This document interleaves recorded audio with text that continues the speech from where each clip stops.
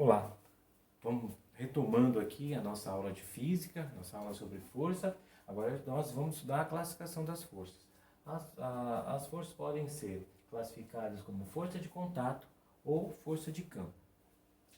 Lembrando que a força é a interação entre dois ou mais corpos, ou seja, não existe, se eu tenho um único corpo, né, um único elemento, não existe força ali. Para que haja força, precisa ter dois ou mais, né? Precisa da interação de dois corpos distintos para que a força ela aconteça, para que ela apareça, para que ela surja. Então aqui, ó, eu tenho dois corpos, né? Que é a bola aqui e a chuteira. Eles estão interagindo através do contato. Então, para que haja força, a força ela existe no momento em que a chuteira e a bola estão em contato, né? Então, quando precisa os dois corpos encostarem um no outro para que surja a força, a gente diz que essa força é uma força de contato. Mas nem sempre os corpos precisam encostar um no outro para que haja força. Às vezes eles conseguem uma interação à distância, como nesse exemplo aqui. Aqui, ó, eu tenho um pedaço de ímã, aqui um prego, né? Esse ímã gera um campo magnético em volta dele. Então, esse campo magnético faz com que o prego seja atraído pelo ímã, o ímã seja atraído pelo prego. E aí, ó, mesmo a uma certa distância aqui, ó, se você segurar um prego e um ímã, você consegue perceber que existe uma força de atração ali entre eles, né? Mesmo eles estando afastados um do outro.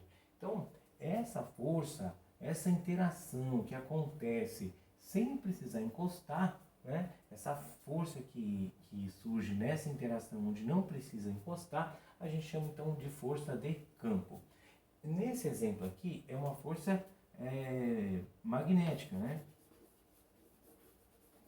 Produzida pelo campo magnético do ímã, né? Que está gerando aí a ação dessas forças, essa interação e as forças. Tem também o campo elétrico, né? Então, o campo elétrico também gera forças que podem agir à distância. São cargas elétricas, né, que podem produzir uma força que age à distância também, ou seja, uma força de campo. Vamos dar um exemplo aqui.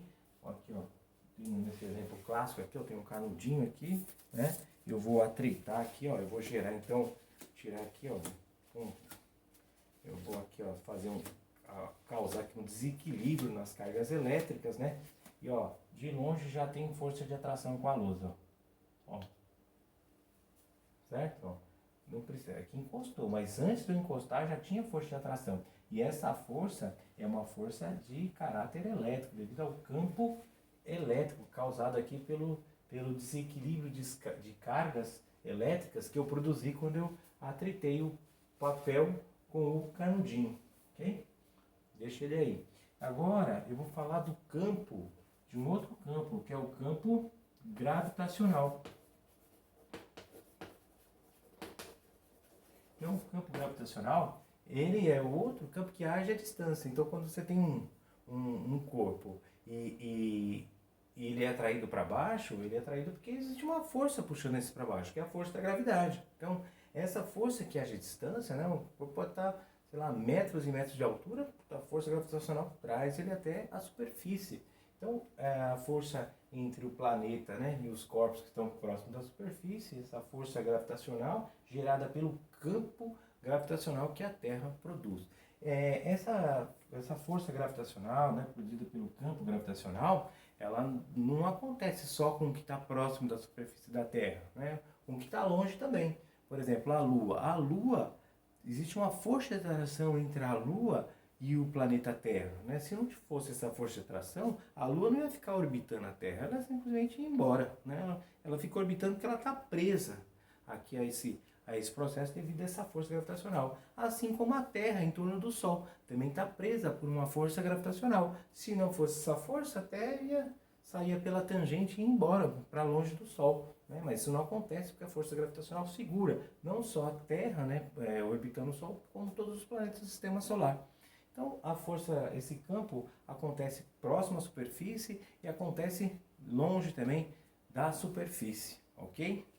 Beleza? A gente vai falar mais sobre isso na próxima. Até mais!